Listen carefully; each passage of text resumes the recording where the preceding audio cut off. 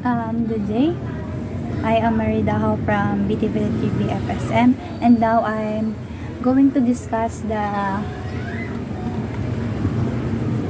standard recipe and recipe quantification.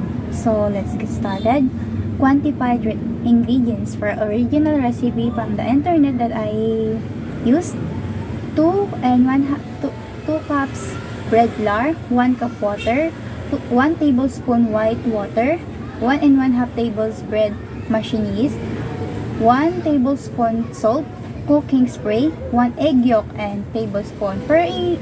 For the direction for quantified procedure, place flour, 1 cup water, sugar, yeast, and salt into a bread machine into the order recommended by manufacturer, and select the dough in cycle and press the start. While in the cycle is running, grease bowl, and cooking with a sheet and cooking spray, set aside them. When the cycle complete, place dough in the grease bowl, turning into the cold all side. Cooking, let's rise in the wrap, place until double in the size. About 30 minutes dough is ready. If your definition remains when touch, punch the dough and transfer into a light flour surface. Roll into 16 by 12 inches rectangular. Cut the dough in the half, creating with 8 by 12 long aside, padding out in the air bubbles as you go. Roll gently back into the 4 tips. Place 3 inches apart on the greased cooking sheets. Make depth diagonal slash across every 2 inches and over lengthwise. Slash on each loop covered and let rise in the warm place until doubles in the size. 30 to 40 minutes. Bake in the preheat over until golden brown 2 to 25 minutes. So, ayun yung direction na set aside natin yung water, sugar, yeast, and bread into the machine in order to select the dough cycle. While in the running grease naman, sa bowl naman ay ng cookies, set aside din natin yon. For the covering, there is until double size naman sa 30 minutes. I-press muna na 30 minutes yung ginawa. And then, after nun, ipapunch na natin yung dough na ginawa natin by kung anong gusto, 16 by 12 inches at rectangular, and inikat na natin siya to the 8 by 12 along a side, or ipadding na natin na nagmabubbles na yon. And pangatlo ay inches na sa paano natin gagawin, and then pwede na natin ilagay yon. And ayun, 40 to 30 minutes daw. And sa preheated natin ng 25 to 20 minutes bago natin ilagay yung dough na ginawa natin. Standard recipe. File number 1 na kinuha ko sa internet, ito yan. And the recipe name niya is French baguette. Ito yung ginawa natin sa sa international cuisine na kinuha ko lang din na at product of classification, bread product kasi binibake siya. Date revised, nirevise ko siya noong November 30, 2024. And yung total weight is 619 grams. Ang recipe yield naman natin is 632.69 grams. Ang portion size by 12 serving. Cooking time 20 minutes. Cooking temperature is 350 Fahrenheit. And loss is 33.03. Ito yung mga ingredients niya. Ingredients niya: bread flour, water, white sugar, bread machine yeast, salt, oil, egg yolk, water, and ito yung total. Yung quantity na, kasi isang quantity yung ginawa ko dito is lahat yun, ginrams ko na yung sa original ingredients. So, ito na yan. Yung total niya na 666.19 grams. Ito yon, yung total weight na kinuha natin. And then, kasi po portion siya. Ang portion niya is 669.19. I-divide natin siya sa 12. So, dapat ang portion natin sa serving natin sa portion size is 55.56 yung serving. Nakalimutan ko lagyan ng grams ang per serving niya. So, ayun. Paano naman kinuha yung loss? Ang loss naman kasi is total ng nito, and then i-divide siya sa times siya sa 66.19 times 0.5. Ayan, kaya ako nakuha to. Yung 33.0 grams. Ayun yun. O, punta naman tayo sa factors methods. Ganun lang ulit yun. Recipe name, baget, original, 12 serving. Kasi kanina, 12 servings yon yung nakita ko sa internet. So, eto yon. Ang dessert yield natin, kasi ang given is 100. So, ito.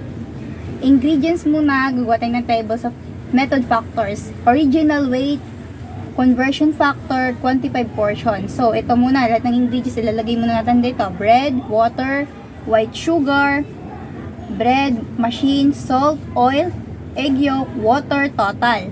And then, yung original weight na galing dito. Yan.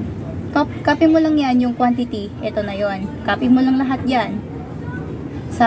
Galing sa standard recipe. Kinopy mo lang yan.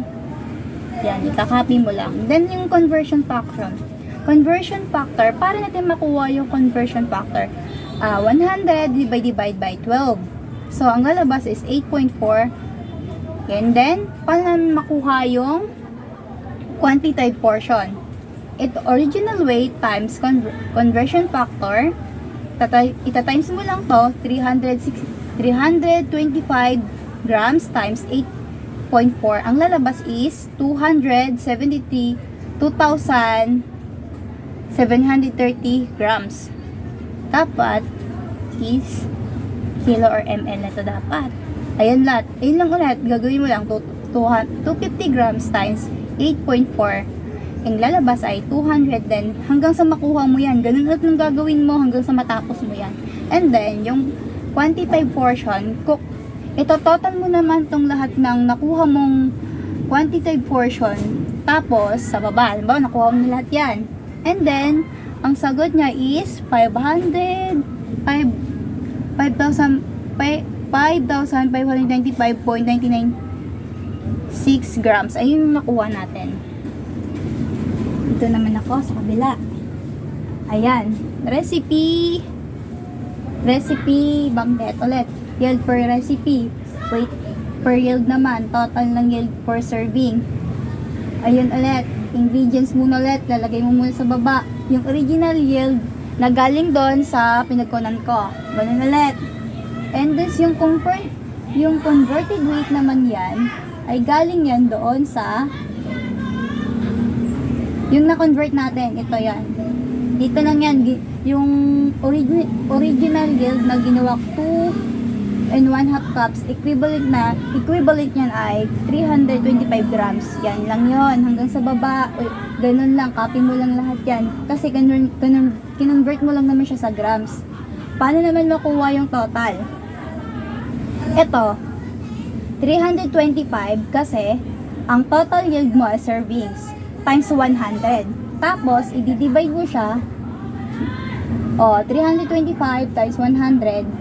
Ayan. Tapos, pas maganda kung gagamitan natin ng calculator. Nakikita natin yung ginagawa natin.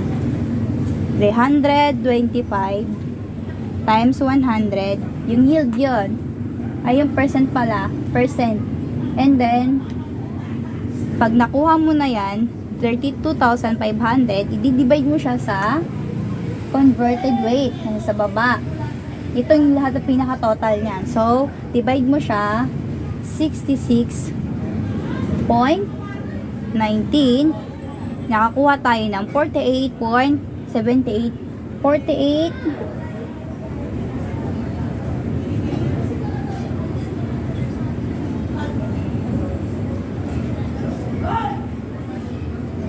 48.78%.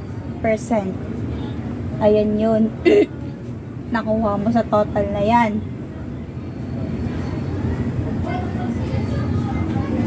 250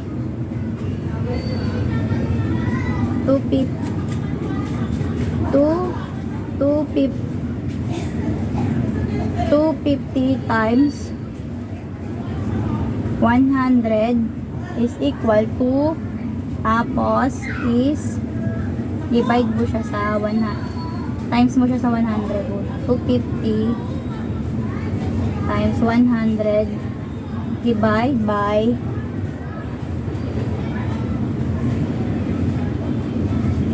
66.19%.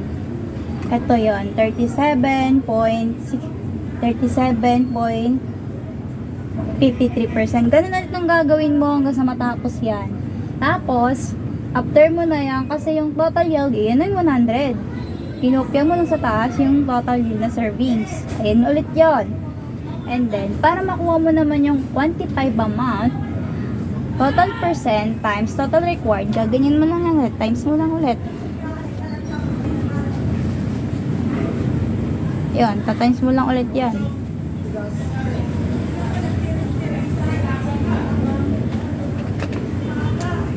Calculator. Ayan. 52.54% times 100. Ayan, nakuha natin yung 52.54%. Ayun lang yun ulit, times mo lang yan yung dalawang total, percent of total and total of required, hanggang sa makuha mo yung quantified amount, hanggang sa bababa, ayun ang total, 362.58. Ayun na yung grams. Ito yung total weight natin for yield ngayon sa percentage method. Ganun ulit sa ingredients. Kasi dalawa yung given. Pizza dough. Ito naman yung ginawa namin sa International Cuisine ulit. Kinuha ko lang sa website na ginawa namin. Pizza dough. 1 and 1/4 ounce envelope, yes. 1 and 1/3 cups of warm water. 3 to 1 cups all-purpose flour. 2 tablespoons salt. 1 tablespoon sugar, 2 tablespoons extra virgin oil. Original recipe instructor is assemble pizza to preheat a degreased line baking sheet, parmesan paper or non-stick aluminum. Place a pizza dough on a wheel. Flour surface, press dough and freely with your fingers to shapes and stretch gently into 12 by 8 and rectangular round cutter and cut the dough into 8 to 20 rounds of place rounds 1 inches apart on baking sheets, 2 each with pizza sauce, cheese with your desired toppings. Bake pizza for 8 to 10 minutes until cheese is melted to serve immediately. Ayan ulit, standard recipe ulit. Kinuha ko lang naman kasi pangalawang recipe nito. Pangalawang recipe na to. Recipe file is 002. Recipe name meaning pizza. Product specification, pizza dough. Kasi pizza dough nga siya eh. And nirevise ko siya ng November 30 to 2024. Total weight is 691.27 grams. Recipe yield is 34.5635. Portion serving. Cooking time, 10 minutes. Cooking temperature is Fahrenheit, class is none. Ingredients. Ilalagay mo ulit yan. Kunin mo lang lahat ng yung ingredients sa original. And then, yung quantity niya. 2 grams lang naman yan. Convert ko na. Tapos yung method niya, mix aside. Warm water, mix aside. All-purpose verb, mix together. Kasama na yung sugar, olive oil. Ayan, mix together lang yan. Tapos, yung quantity niya, kinuha ko na. Pinots ko lang yan. 691.27 grams. Ito yun yung total weight yan. sa quantity. And then, yung serving niya is, na nakuha ko sa site is 20 serving.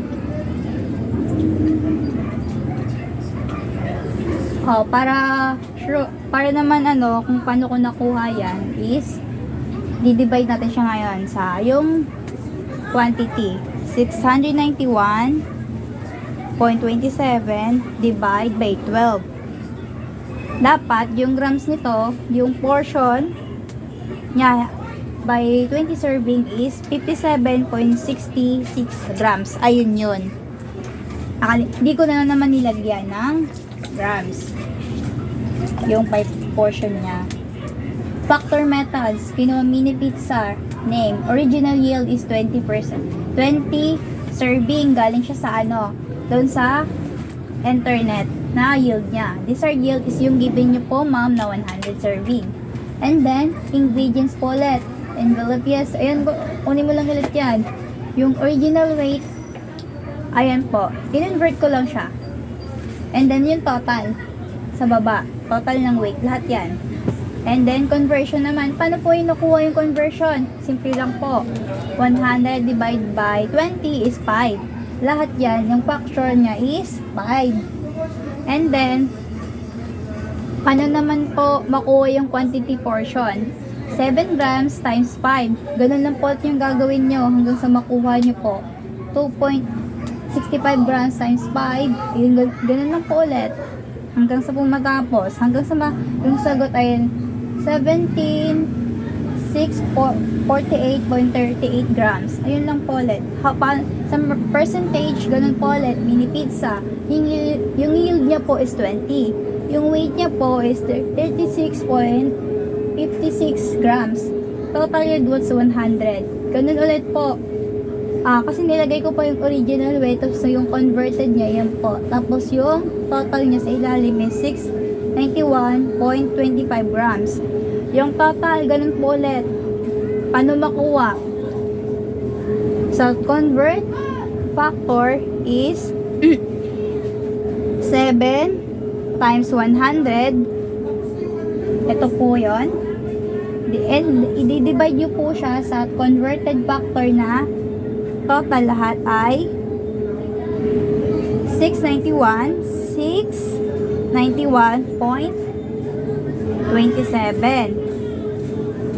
Kaya po, nakuha ko po ay 10%, 10.12%. Hanggang sa makuha nyo lang, ganun lang po yung gagawin. Tapos, total is 100%. And sa total yield naman po is yung giving requirement, yung total yield required is 100. I-copy nyo lang po ulit yan hanggang sa, ayun po. And then, ganun po ulit.